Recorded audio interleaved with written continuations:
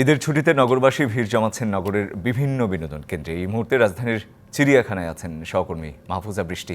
জানবো সেখানকার খবরাখবর। বৃষ্টি, বেলা বাড়ছে, দর্শনার্থী বাড়লো কিনা, কি বলছেন তারা, কতটা আনন্দ করছেন? বাড়ানোর সাথে সাথে কিন্তু প্রচন্ড রকমের দর্শনার্থীদের চাপ বেড়ে গেছে চিড়িয়াখানাতে। যদি একটু বলি যে এই পরিবেশে কিছুক্ষণ বৃষ্টি হচ্ছে, কিছুক্ষণ হচ্ছে না, একটা ভ্যাপসা গরম তুলে দিয়েছে, যার কারণে দর্শনার্থী যারা আছে তারা খুবই বিরক্ত প্রকাশ করছে। কেননা এই পরিবেশের সাথে খাপ খাইয়ে নিতে পারছে না তারা। কেননা ছোট থেকে বৃদ্ধ যারা বয়সে যারা আছে, প্রত্যেকটা বয়সের মানুষই কিন্তু এই চিড়িয়াখানায় এসেছে ঈদকে কেন্দ্র করে সামান্য অবসরটুকুতে তাদের বিনোদন খুঁজে নিতে।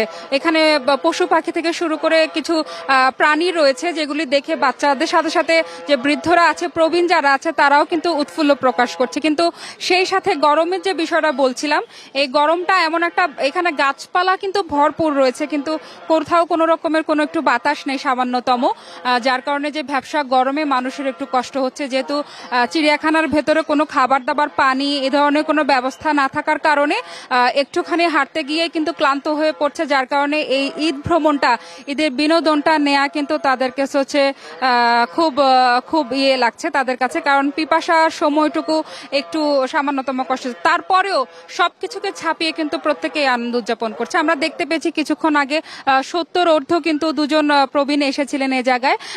তেনারা বলছেন যে তাদের পরিবার পরিজন দূরে, সন্তানরা তাদের কর্মব্যস্ততার কারণে দূরে আছে বলে একসাথে ঘুরতে বেড়েছে।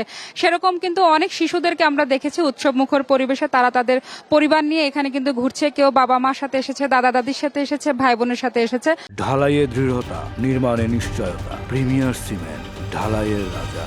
তবে চিড়িয়াখানার মধ্যে যত ধরনের পশু পাখি প্রাণী আছে সবকিছু হচ্ছে, বানরকে কিন্তু সবাই পছন্দ করছে বেশি। বানরের খাঁচার সামনে কিন্তু আমরা কিছুক্ষণ পরপরই কিন্তু মুহূর্তের মধ্যে ভিড় জমে যেতে দেখছি। সেই জায়গা থেকে বাচ্চারা কিন্তু তাদের, কারণ বানরের এক এক সময় এক এক রকমের অ্যাক্টিভিটিস দেখা যাচ্ছে। এখানে তারা উপরে নামছে, নিচে আসছে, একজন একজনকে মারছে, এ ধরনের সবকিছু মিলিয়েই কিন্তু এক ধরনের উৎসবমুখর পরিবেশ রয়েছে। সবকিছু মিলিয়ে যদি রাজধানীর বিনোদন কেন্দ্রগুলোর কথা বলি, অন্যান্য বিনোদন কেন্দ্রের পাশাপাশি এই মুহূর্তে সবচেয়ে সরব বলা যায় যে রাজধানীর মিরপুরের জাতীয় চিড়িয়াখানা। শুভ্র। বৃষ্টি, আপনাকে ধন্যবাদ।